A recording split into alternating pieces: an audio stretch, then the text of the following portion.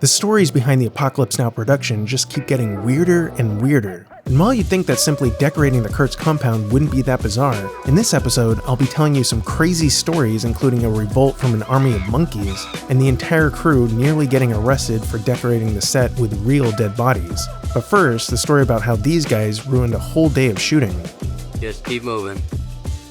Lance, keep your hands away from the guns. Terminate. It's extreme prejudice. Are you an assassin or a soldier?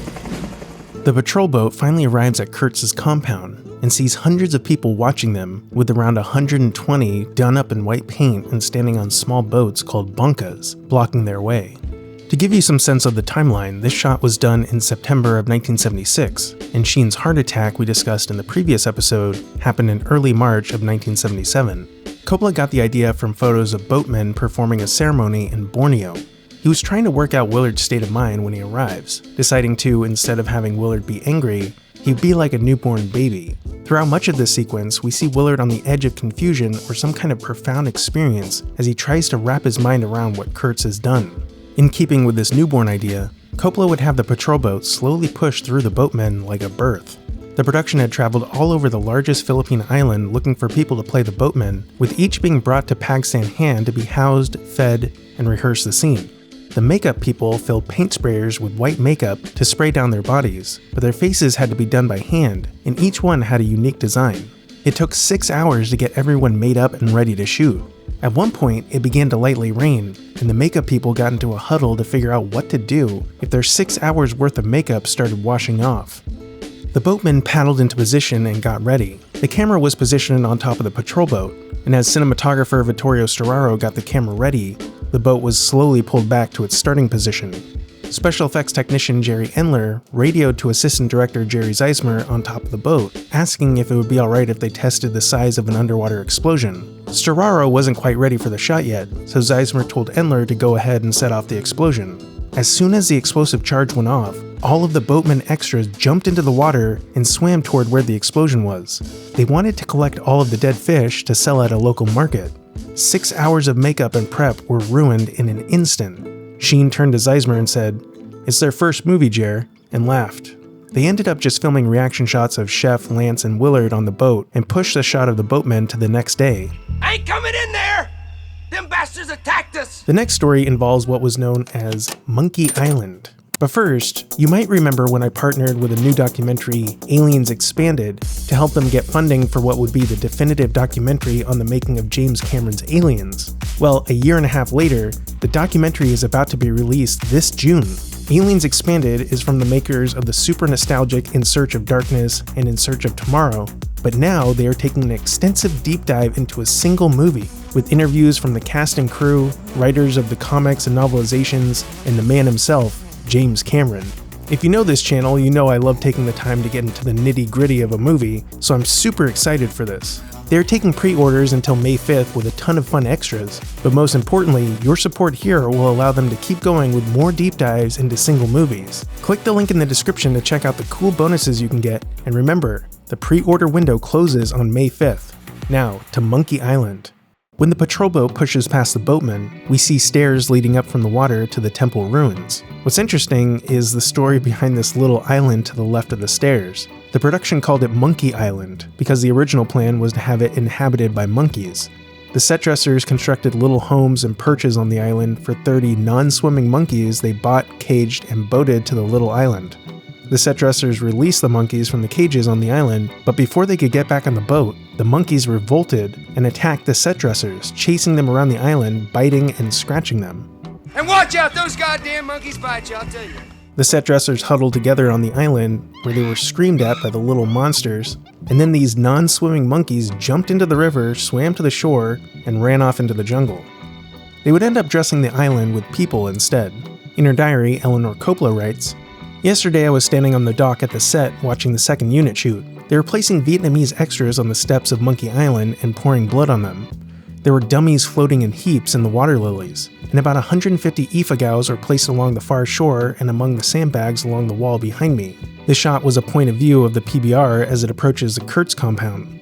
The exhaust from the engines was floating in a misty trail behind the boat. It was late afternoon and the light and the smoke looked theatrical. I began thinking that it was like being in a theater that was a full 360 degrees around me.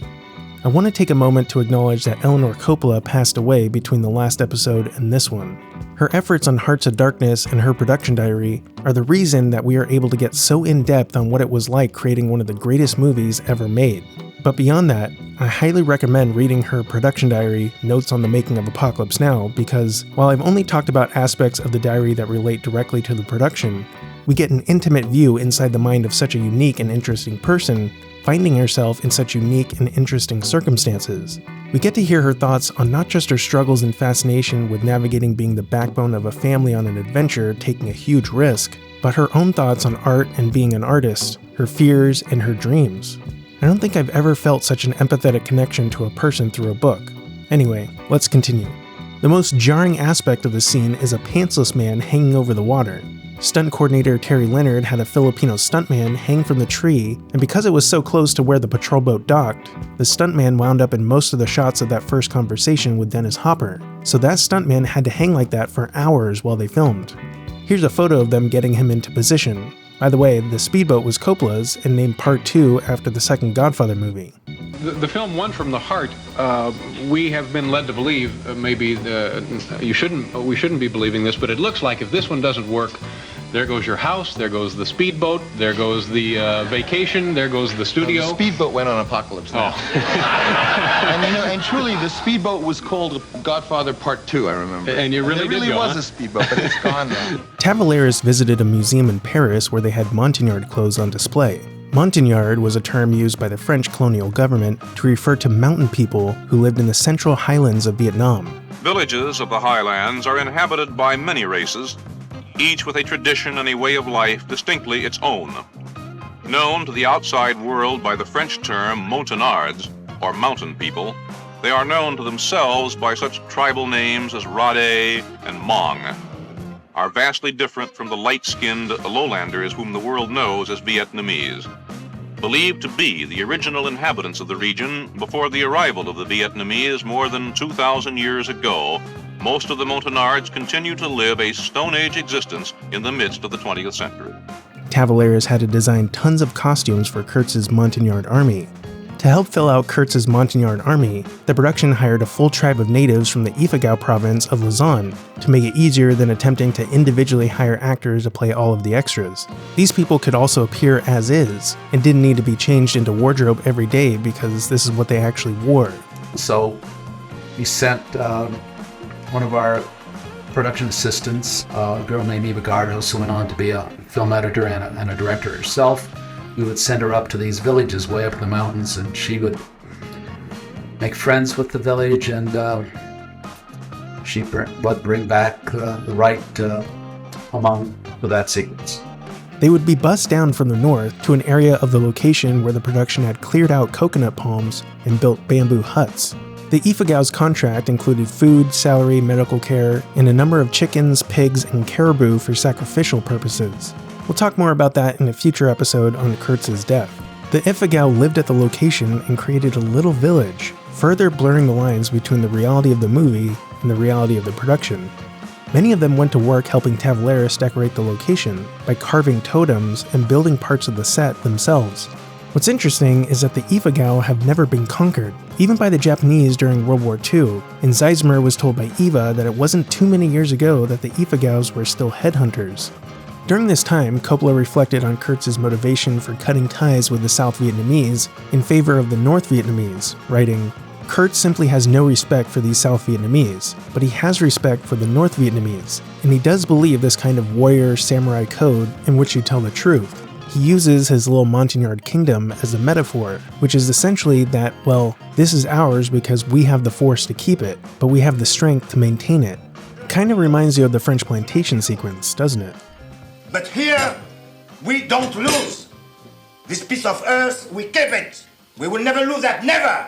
Besides the pantsless man, another bizarre thing you'll notice is this fire inexplicably coming from the water. Production designer Dean Tavlaris and his team had asked the special effects team to rig a gas jet under the water and make it so fire was coming out. Zeismer asked Tavlaris where the fire would be coming from in the world of the story, but Tavlaris brushed him off. Cinematographer Vittorio Storaro overheard and said to Zeismer, "Jerry, what's wrong with the fire? I like the fire." Sheen said, "Maybe there's something down there." Coppola walked by asking what was up. They said that they were talking about the fire, and Coppola said that maybe it was a bit much and to turn it down. But Tavlaris left it as is, probably in agreement with Storaro. In Coppola's 1975 rewrite of the script, a description reads, "Fire literally burns from out of the ground." In this sequence, there is a lot of bizarre, unexplained imagery like flames, colored smoke, and fog seemingly coming from nowhere, adding to the surreal and psychedelic nature of the story. It shows the audience that the movie isn't too concerned with realism, instead taking a more expressionistic approach, which clues us in that nothing should be taken at face value. The themes and feelings that exist underneath the surface of what you are seeing are more important than the explicit story of Willard and Kurtz. The production design of Kurtz's compound communicates this more than any other set, and it was the most difficult to build. Apocalypse Now never filmed anything on a soundstage, instead taking on the difficult task of building sets from scratch on location. Perhaps the most intricate and massive set would be the Kurtz temple and surrounding compound, which was built using 300-pound adobe blocks that were made on site. Production designer Dean Tavlaris said, "It wasn't just being able to build the set, you had to get extras in there and be able to operate. We found the right spot with helicopters, a little bend in the river." It reminds me a lot of Bridge on the River Kwai, where a massive piece of architecture was built in the middle of a jungle using extremely difficult techniques from long ago. Kwai used elephants to transport materials, and Apocalypse Now used caribou. The Kurtz temple was built for real, and built without the aid of modern construction machines and vehicles. Eleanor Coppola wrote, 4 men would shoulder a bamboo sling and carry a block to one of the building sites. Bamboo hoists with a long line of men pulling on thick ropes lifted the blocks into place. Barges ferried men and materials across the river to work on the other side. I was amazed at how primitive the construction methods were. John Lysandra told me that manpower costs less than machine power here. He said that it was more efficient to explain what he wanted to build and then let it be done in the local way. He told me that there were nearly 700 laborers altogether, with all the wood carvers, mold makers, carpenters, etc. In Hollywood or New York, if you want another person, it's quite a big deal with the fringes and their salaries, thousands of dollars. So for $1 a day, $3 a day, I hope we weren't taking advantage of people, but that's what they were paid. Tragically, 2 of the Filipino construction workers died. One was killed by a falling log, and the other died from rabies, though I'm not entirely sure what the story is there. According to Peter Biskin's book, Easy Riders and Raging Bulls, there was no doctor on set, and the crew were treated with pouring diluted Clorox and vodka on their cuts and sores. The worker who died of rabies was actually buried in his Apocalypse Now t-shirt. Part of the reason the production built the compound for real was because the script called for an airstrike to blow it up at the end of the movie. Tavlaris said, "You can't put scaffolding up and clad it with skins or styrofoam and then blow it up." We experimented, and I said we have to build it up with blocks, and it has to be something that you can dynamite that will look realistic. We finally settled on a composition of earth and cement with a bit of straw. So this was a concoction from which we'd make blocks, each one measuring 2 meters by 1 meter. Some were just smooth-sided and would sit on top of each other, but most of them faced outwards and had to be embossed with a design or decor, so they needed to be modeled in clay. We constructed special molds, and then the block would be poured into these molds and pulled out once dry. Every time we see an interior of the temple, it is the actual temple built at the location in the jungle. The production also built a road from the highway a half a mile to the edge of the compound, where they had a base camp set up for equipment and everything. This allowed the production to shoot on the massive set and point the camera in any direction without seeing trucks or tents or anything like that. Tavlaris even placed ruins and giant Buddha heads over a square half-mile of jungle, so that what you could see in the distance would also be decorated.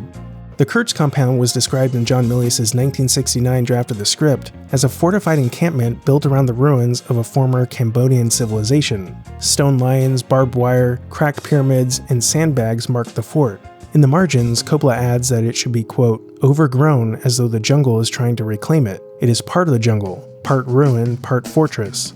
Tavlaris decided to base the design on the Angkor Wat Temple in northwest Cambodia. Before the production left for the Philippines, Tavaleros got in touch with a sculptor to make a small model of the compound. At the production headquarters in Manila, they had a large studio where a sculptor and several assistants carved the large Buddha heads and temple decorations in clay.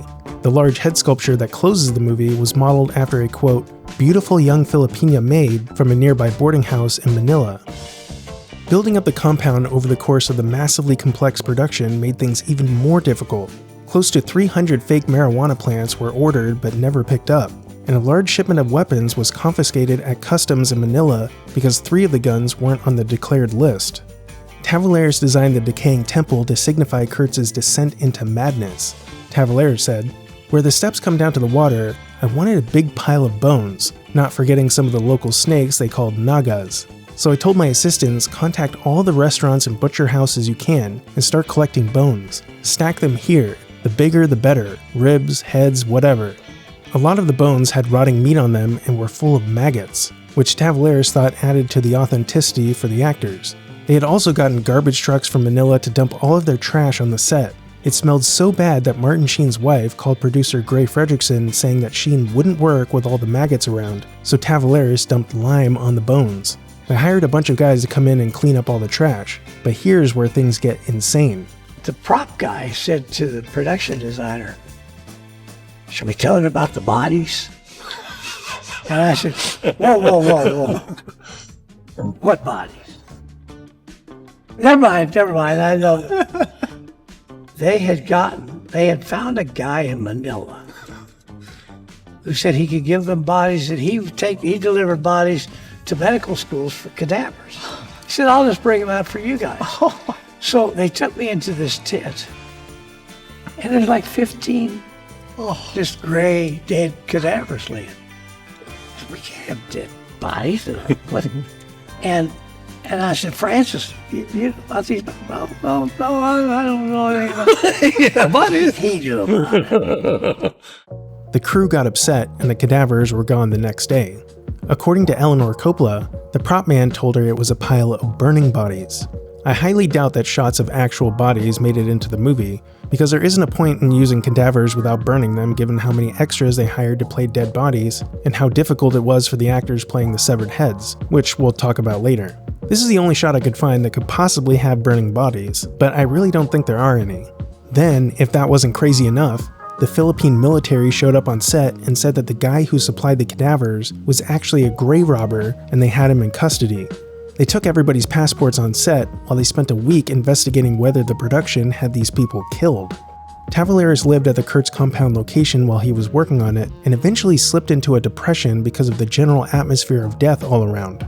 Tavaleros described the whole production as a nightmare, and of the use of real cadavers, he said, "It became such a low level in my life that somehow putting blood on staircases and rolling heads down steps seemed natural to me."